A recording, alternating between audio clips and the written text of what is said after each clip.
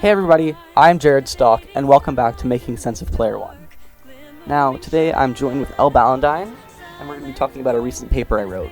Yeah, I read it, and it was very, very interesting.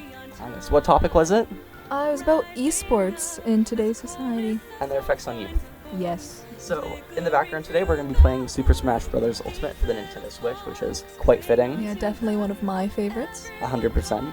If you're watching on YouTube, you can be following along in a little bit when we start playing. So Elle has some questions for us today, and if you have any at home, feel free to hit us up on Twitter at MakingSenseOfP1, and we'll try and respond to as many as possible. So thanks for being here, Elle. Thank you for having me, Jared. I think we're going to have a very fun time. Yes, I believe so. Alright, let's get into the game. So I'm going to be playing Luigi for the first round. And I'm going to be playing as Link. Great, so let's get into this. Awesome.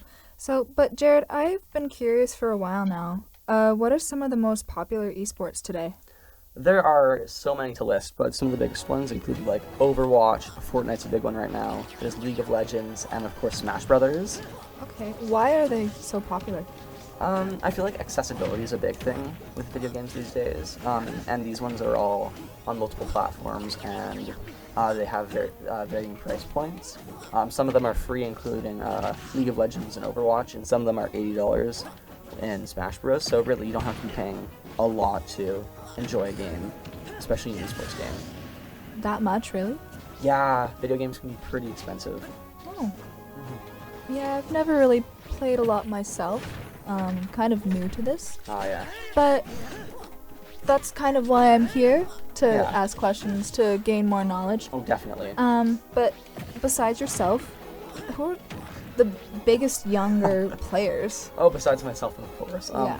As I mentioned in my paper, this kid, MK Leo, he is the best Smash player in Mexico.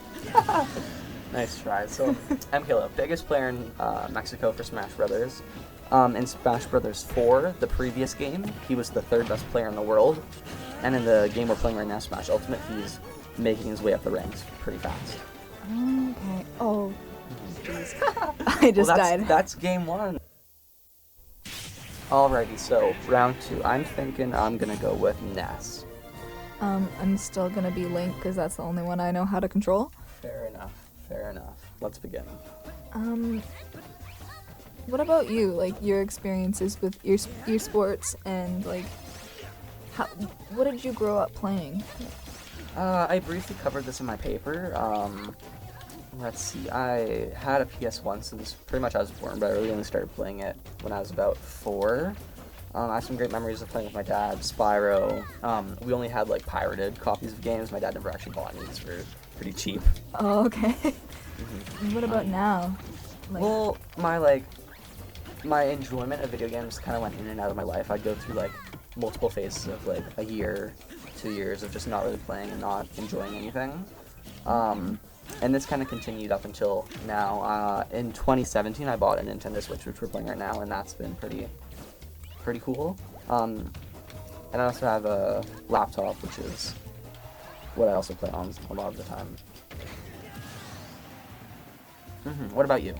Well, I have an older brother who was always playing video games, especially when I was growing up. And I'd always watch him, and and I'd sometimes join him.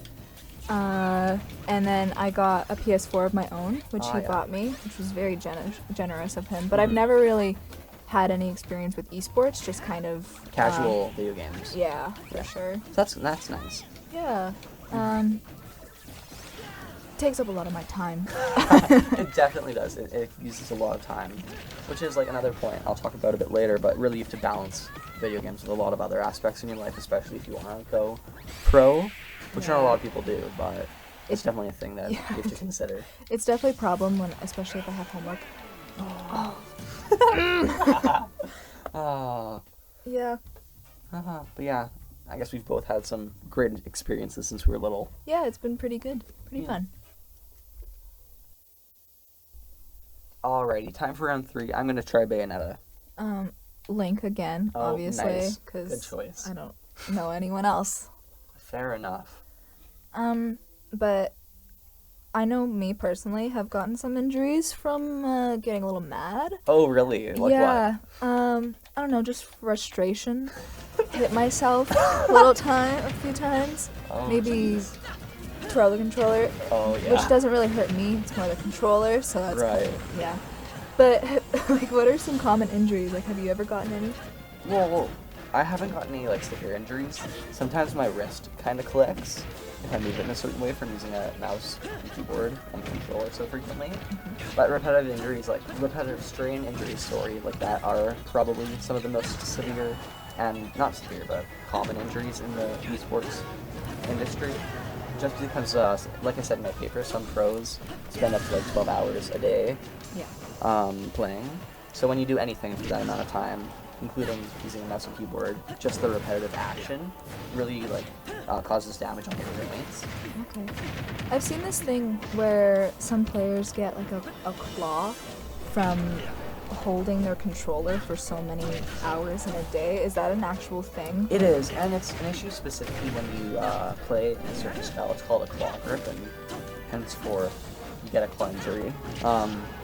But yeah, you can buy ergonomic keyboards and mice and controllers, and they kind of help fix that. But again, when you're doing anything for that long, it's an Yeah. issue. But how would one get into esports? Because I know I'm kind of interested, Oh, but yeah. I've never really thought about it before, or, like tried. Oh, yeah. Well, I feel like the first step would be to find your preferred platform, whether that be PC, Nintendo Switch, Xbox, or That was Sony me PlayStation. before? Oops. It was. I was confused. Yeah. So you're gonna want to find your preferred platform, and then you're gonna want to find a game. Some games like I said, Fortnite and League of Legends are completely free if that works good for you. But you can spend quite a bit of money on like other video games like Smash Bros. Okay. What do you prefer to play on? Would you prefer PC or Nintendo Switch? I go between. Oh no. I go between both. There are some exclusives on each, like Smash Bros. You can only play on the Switch, so that's probably. Oh. That was rude. Anyways, there are some exclusives like Smash Bros. On the Switch. You have to have the Switch to play Smash, so that's why I'm playing it. But there are some on the PC I also enjoy, and that's kind of the next step. You need to put a lot of practice in when you want to be a pro esport player, and not necessarily 12 hours like some pros do, but you need to put in a significant amount of time. Yeah. Yeah. And then really you're going to want to find a local team that you can practice with and play on if there are no options local. If you live in a place like Trail where there aren't many, you can always join an online team. And typically they're not like as good as the standard local team, but that'll get you by. Okay. Here comes another round. Let's see, this time I'm going to go random character. Okay. I actually switched it up a little bit, and I chose Zelda. What? Yeah, I know. No Link? Yeah, it's Wow. kind of sad. I'm kind of upset right now. That's honestly but crazy. I thought I'd give the viewers a little bit of variety. Oh, and I get King Dedede. Ooh, that's special. D. Dedede. I thought it was DD. Dedede. D. There are Okay. 3 Ds. Okay. Well, excuse me. Oh. Like, how much does this cost? Like, yearly and, I don't know, daily? Daily. Well, if you're buying a lot of games, it might be daily. So that really just depends on what game you're playing and what platform you're playing on. For example, if you have an old office PC, a mouse and keyboard, pretty much guaranteed you can play League of Legends, which is a free game, so it might not cost you anything. Other games on the PC, however, like Fortnite, while they are free, you need to put a lot of money into getting the proper equipment. Even a used gaming PC can cost a couple $100, and most pros spend thousands of dollars on their keyboard, not on the keyboard, on their computer. Although keyboards are like, there's some keyboards that are like $500, which Really? are like, What? let's see, Razer. They have a keyboard I was actually looking at.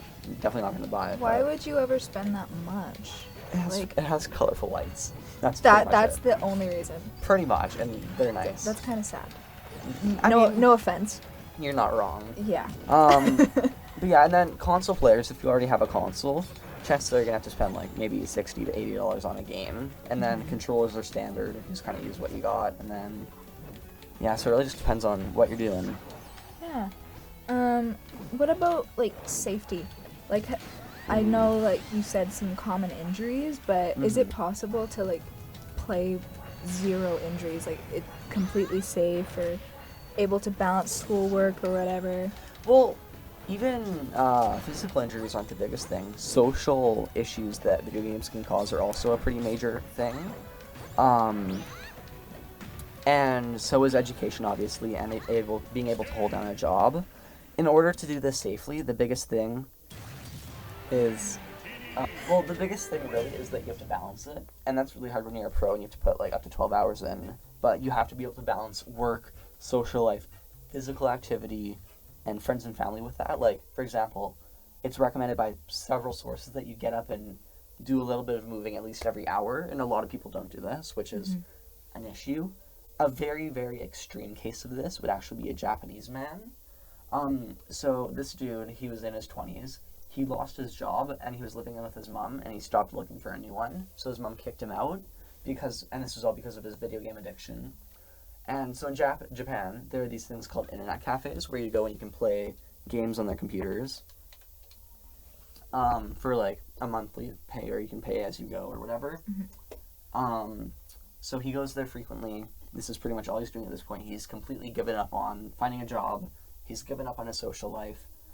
And for whatever reason, one day he just goes, screw it, and he plays his games for almost 80 hours straight. No bathroom breaks, no water breaks, no food breaks at all. So when you're sitting, the veins in your legs actually constrict a little bit, and they tighten, and they cause blood to pool in your legs. Which sounds like a big deal, but if you're getting up every hour like it's suggested, this is normal and it's fine and there's no negative effect. Yeah. But when you're sitting for almost 80 hours, major blood clots start to form in your legs. So when the Japanese man stood up, all of the blood clots kind of unleashed and made their way to the lungs. And as he stood up, he instantly passed out. And he actually wasn't found for about half an hour.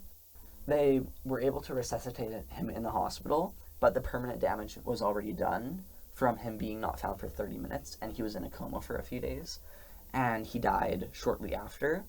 Oh, wow. Because of issues with his lungs. His heart failed multiple times. He even got pneumonia a couple times from his heart stopping. And this is obviously a pretty severe case of video game addiction, but it definitely can happen. Alrighty, I think this is going to have to be our last game. Unfortunately, I haven't won a single one. Yeah, maybe... Here, I'll play a really bad character that I'm not good with. Or you could just let me win. Maybe I will, who knows. I'm bad with Peach. We'll go Peach. Okay. Alright. I'm gonna be Link again because I sucked with Zelda. Okay, I mean, you sucked with Link too, but...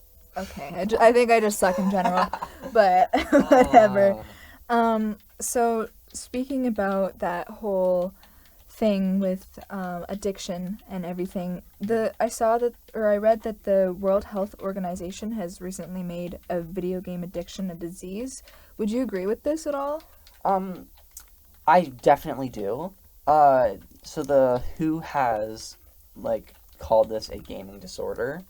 And the way that they describe it is a little different than most people assume and that, parents think.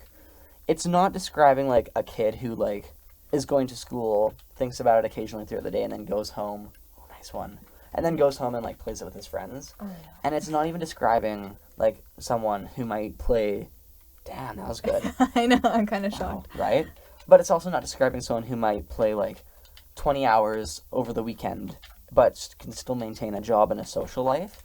It's describing someone like the Japanese man who died because of it and lost everything because of his gaming addiction. So I feel like that's a pretty big misconception. You always have parents blaming your use of phones and video games for not doing well in school.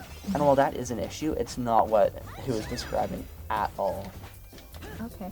With esports, though, a lot of it is talking online with people, right? Yes. Is bullying a huge problem with this? It really depends where you are and what community you're a part of. And it's not oh, this community is good, this community is bad. It's just about who you're talking with. I've made some really close friends that I talk to very frequently over the internet, and you know, I'm very close to them, and I'm glad I met them through video games. But I've also met some questionable people, to say the least. Yeah. So it really just depends. I usually play in like smaller communities where we know each other a bit better, and that seems to be significantly better in my experience. But I'm sure that like everyone has their own experiences with that. Yeah, for sure.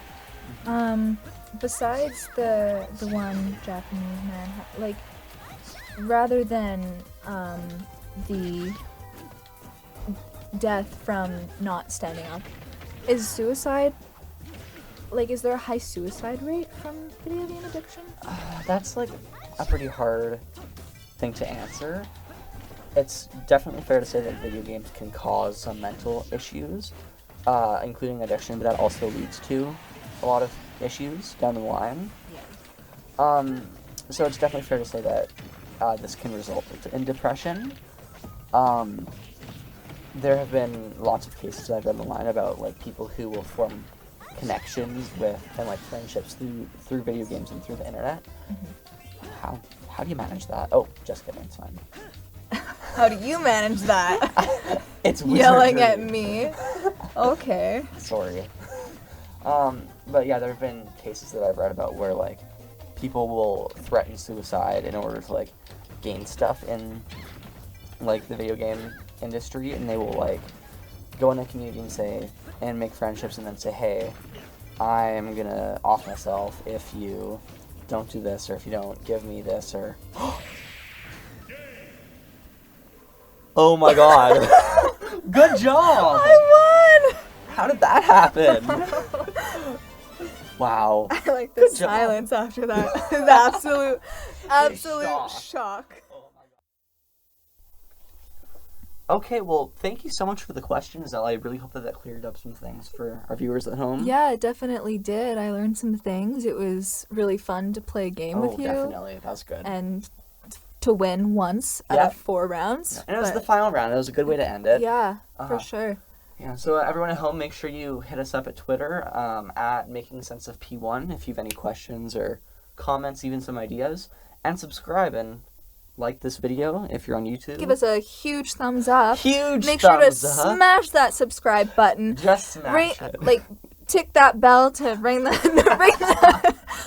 notification bell so you can hear updates every single time we post. You know it. On Spotify, make sure you hit that follow button. Share this video with all your friends and family if they like video games. Even if they don't, maybe they'll learn a thing or two, and right? Follow us on all of our social media, and follow my YouTube channel down below. It's in the link. Yeah, or on Spotify, it's in the bio for this week. And yeah, next episode, make sure to join us. We're going to be talking about why the video game communities specifically are so toxic. Yeah. Hear you all then. Okay. See you next time.